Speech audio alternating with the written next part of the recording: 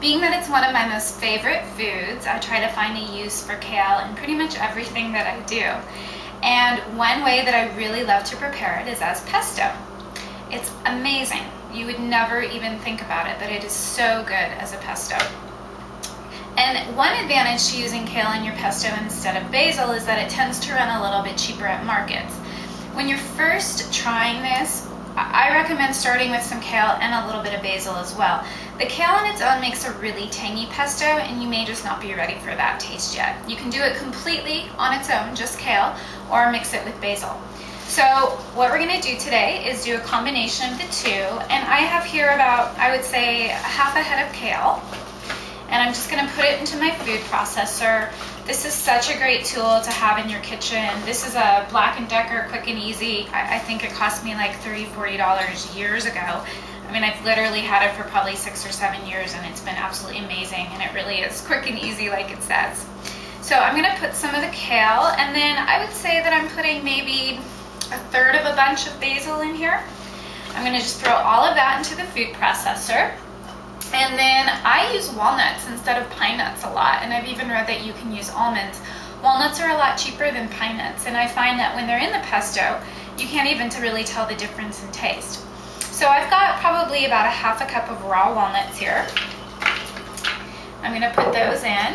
And then I've got 2 cloves of garlic. No need to crush them, just throw them into the food processor. And I would say I have about a third of a cup of olive oil that I'm going to add as well. You can also put in Parmesan cheese if you want to. Today I'm doing it without, mainly because I haven't found any Parmesan cheese that grows within 100 miles of Los Angeles, and I'm trying to stay on this 100-mile diet.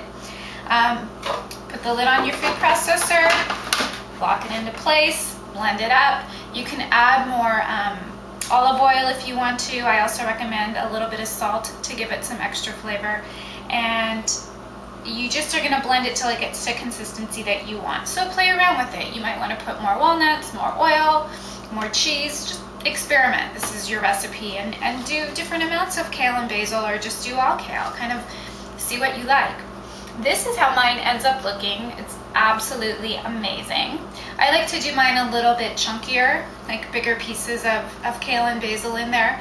And of course it's going to be amazing on pasta. It's a great spread on bread.